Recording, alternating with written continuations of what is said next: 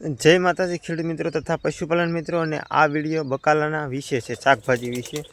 एटले खेडूत मित्रों ने वधारे पड़तो आ विडियो में ध्यान देवानुं छे। पशुपालन माटे खास ज छे, पण खेडूत मित्रों माटे खास छे केम के अमुक खेडूत बहु बकालानी खेती करता होय अने अमुक ने खेती करता होय सारा एवा पैसा मळे अने अनुभव पण खेती में सारो एवो होय। जेने नथी ने एने हुं आ खेती विषे तमने माहिती आपी। तो तमारे खेती करवामां कांई करवानुं नथी। तमारे बकालानी स्पेशल खेती करवी होय ने तो अत्यारे सैतर महीनो आवे ने सैतर आपणो ए सैतर महीनामां तमारे अर्धो सैतर महीनो जाय ने एटले तमारे बकालुं वावी देवानुं छे, कारण के तमारुं आखतरू बकालुं गणाय।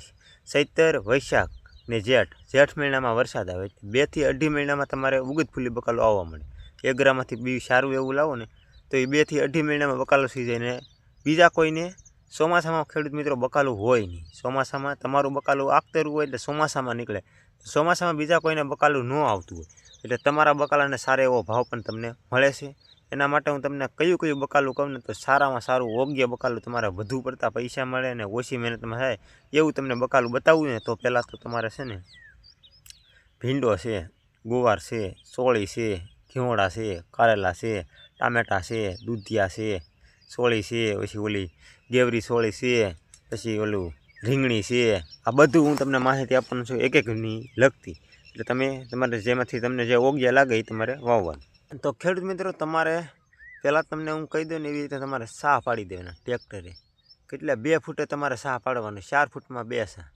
ને તમારે બકાલામાં પહેલાં તો છે ને સાહ પાડીને તમારે દેશી ખાતર આવે ને આપણે ભેંસ્યુંના ગાઉના પોદળા એ દેશી ખાતર આ પોદળાને એવું એટલે અમુકને ખબર ન હોય સિટીવાને તો ગુજરાતીમાં કહી દો તો પોદળા એટલે તમારે ખાતરના આખા છા ભરી દેવાના। છા ભરીને તમારે પછી એને પાણી પાઈ દેવાનું। પાણી પાઈ દો એટલે કેમ આપણે કોરવાન કરીને કપાસ વાવી ઓરવાન એવી રીતે કપાસની ઘોડે તમારે સાન પાઈ દેવાના। પછી તમને એમ થાય કે સા પી ગયા ને જેવું તેવું વાયરું એટલે તમારે બકાલું વાવવાની શરૂઆત કરવાનું। તો તમને હું પહેલાં કહું ને તો રીંગણી વાવવાનો બહુ અનુભવ હોય ને ન હોય એને ભેગા કામે જ આવશે, કેમ કે રીંગણીની વિશે કહું ને તો રીંગણીમાં તમે જેમ વધારે પડતું ખાતર ભરશો ને એમ રીંગણી તાકાતમાં આવશે પોદળાના ખાતરથી। એના માટે તમારે છે ને નર્સિંગ રોપ છે, ઊંચા કોટડાના રોપ મળે તમારે તાર 1 રૂપિયાનો છોડવો મળે છે। એટલે તમારે બીની કાંઈ ઉપાધિ નથી, ખાલી તમારે તાર છોડવા લઈ આવવાના છે ને તમારે સોંપી દેવાના છે। એટલે તમારે છે ને રીંગણીમાં સારો એવો ભાવ આવે ચોમાસામાં। મારા તો પર બકાલું હતું એટલે તમને અનુભવ છે એટલે હું કહું છું, બાકી તમારું કાંઈ આમને માર ન કહેવાય, પણ જેને અનુભવ હોય થોડો ઘણો એને ને થોડો ઘણો મારા વિડીયોમાંથી અનુભવ લઈને વાવજો તો ફાયદો થશે। પછી તમે મારા વિડીયોમાં જોઈન કરશો તો પછી આગળ જતા દવાના આ બધું કાંઈ હું વિડીયો અનુભવ નક્કી ન હોય મારે બનાવવાનું, પણ જેને થોડો ઘણો અનુભવ હોય દવાનું ને એવું એગ્રોમાં કહો એટલે એની બધી આવે જ છે દવા રીંગણીની બધી। પણ તમારે રીંગણી વાવી હોય ને તો એનો રોપ તાર મળે છે કોટડા, તો તમે મને કોમેન્ટ કરજો, હું એ ભાઈના નંબર નાખી દેતા તમને રૂબરૂ સંપર્ક કરીએ।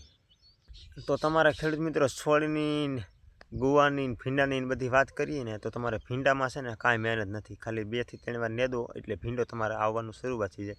ને એમાં તમને હંમેશા કે લાડુ વાગે હું માનું, પણ એના માટે તમારે છે ને મોજા આવી જાય, પંજા આવી જાય ને 30-40 રૂપિયાના પંજા, તો એ પંજા તમારે લઈ લેવાના અને તોડવાના, પછી તમારે જરાય એટલે જરાય લાડુ વાગશે નહીં। ને સોળીની મિત્રો થોડીક વાર લાગે પણ સોળીની ભાવ બહુ સારો આવે। એની ભાવની વાત કરીને તો મિત્રો તમે હાસું માનો ખોટું માનો, મારા પોર હતી ને અડધા વીઘાની એટલે હું તમને કહું છું, પછી તમારે વાવવી જ વાવજો, બાકી પરાને નથી કહેતો। મારે 60 રૂપિયાની હેડમાં તળાજાના જે તળાજાનું હેડ છે ને એમાં 60 રૂપિયાની કિલો જતી મારે ઉધડીને, છૂટક તો એ 100 રૂપિયામાં વેચે, એટલે સોળીમાં સારા એવા પૈસા મળે। પછી ભીંડામાં ગુવારે 80-70 આવો બધો ભાવ, રીંગણાનો હતી 50-60 બકાલાનું તમારે મિત્રો જો અત્યારે 70 મહિના વાવીશો તો એ આખતરું બકાલું ગણાય છે। તમારે એ જેઠ આવવાનું આવવું થાય ને તો એ ચાલુ થઈ જાય ફૂલ, એટલે એ તો તમને ખબર જ હશે કે વરસાદમાં ચોમાસામાં બીજા કોઈને બકાલું હોય નહીં, તો જેને આખતરું વેસવા કરેલું હોય એને દૂધજાની વાત કરીને તો મિત્રો તમારે દૂધજાની માટે તમારા વાયડું કાંક ઊંચું કાંઈક તાર ખૂટા નાખીને માંડવા જેવું કરશું ને તો વધારે પડતા દૂધિયાની ખીસોડાની કરેલાને આવશે, બાકી તમે પછી અત્યારે ઉનાળામાં હેઠે કરશો ને તો એ વચ્ચે નહીં।